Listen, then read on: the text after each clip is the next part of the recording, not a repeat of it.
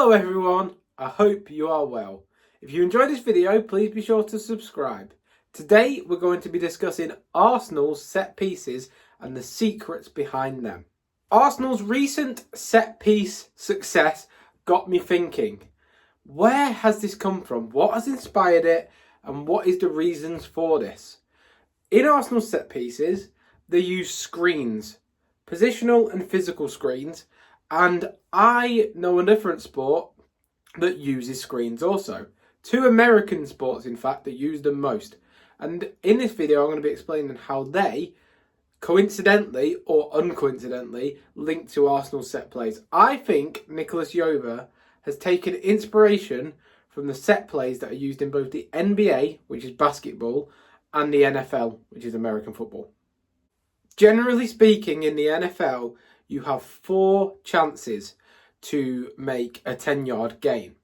So if you didn't know, that's where the team on the quarterback has to throw it, the team progresses 10 yards on the pitch. So they have to do that with space. The usage of space has to be more efficient, and efficiency in terms of their play is the be-all and end-all. They have to emphasize set plays to the max. In American football specifically, a screen pass is a play, it's a positional pass, is a play where a quarterback throws the short pass to the receiver or the running backs behind the line of scrimmage. So in American football more so, that is a positional screen, okay? This is a positional play whereby the quarterback and the team set up as if they're going to go for a long throw.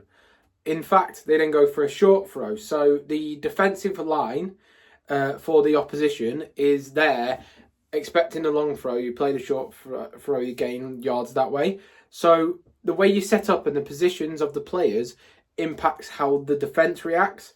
That can be shown when linked to the goal that Saka scored against PSG, where the players were set up to the back post, and as Saka started the in-swing, the players moved around the box to the front post, and then that caused a lot of confusion in terms of positional sense. It also causes issues in terms of teams defending because they don't know whether to mark zonally or man mark. If they man mark, there's going to be a lot of movement going all across the box. If they mark in zones, it's more complicated because you have the back zone where all the Arsenal players are, but if you only mark that zone with, say, 2 players, there's going to be less people. So that mix-up really causes confusion in the defensive line. You can also see inspiration in the goal Arsenal scored versus City, whereby Gabriel is on the edge of the box and the players at the back post for the rest of the Arsenal players on that corner, they move in and then Gabriel makes the run. So that's another thing where the setup evolves throughout. So that is a positional screen, and I believe that the NBA set piece book has, not NBA, NFL set piece book has maybe even inspired Nicolas Jover and other Premier League teams. Basically, a screen in the NFL, so American football, is implemented to make plays more effective and more efficient. Now here is the NBA, so basketball's link. In the NBA, you can legally block a player by picking them. So that's a physical screen whereby an offensive player will block in the way of a defender, but legally. They won't grapple them, they won't grab them, they'll legally block them. Where have you seen that before? You're right, you saw it against Ederson. Martinelli puts his back to Ederson. You're not going to get any complaints if you put your back to a player because he's not grabbing hold of the keeper. So he's not physically fouling him. And that is something that's interesting that I think may have been taken from the NBA. In the NBA, obviously, the block means that that defender is restricted in movement. So that gives the attacker more time to play the pass or play the shot. In football, that screen has basically blocked the goalkeeper, so it reduces their chance of claiming that cross, and it means that Gabriel has more time more space to take his head and knock it into the goal, or the attacker has more time. So the screen has been used in a pretty similar way in both sports.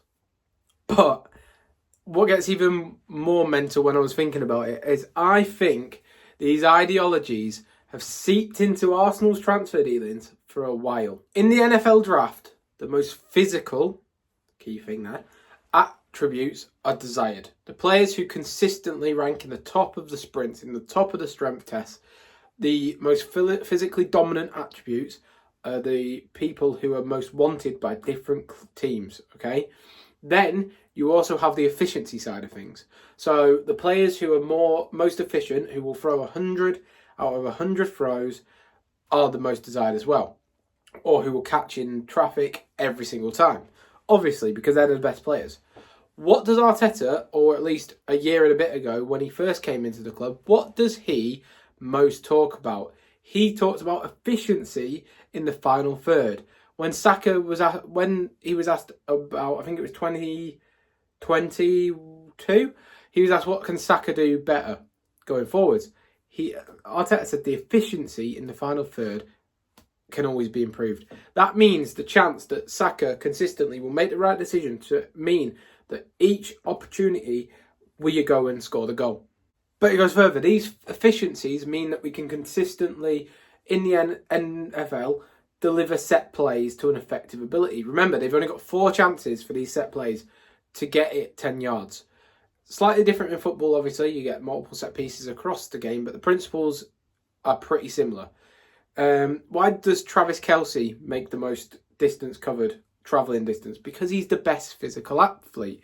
Secondly, why is Patrick Mahomes so powerful in terms of throwing when throwing to Travis Kelce? 1, he's got an elite throw on him and good physical gifts to be able to manoeuvre before taking a throw. But, and here's the key thing, Mahomes couples with Travis Kelce because Travis Kelce is such an athlete and so physical that he is a target. So, look at Saka. Saka's an elite crosser of the ball, especially from a dead ball situation. We've got probably the best in the Premier League goal-scoring centre-half in Gabriel, dominant in the air, to aim for. It's a recipe similar to Mahomes and Kelce. Going to name some names to show the transfer policy now. Gabriel, Saliba, Rice, Calafiori, Havertz, Marino. There'll be more. Don't worry, I'll probably have missed some, but there'll be more. They are all monsters physically. Physically dominant, over 6 foot, will win every duel.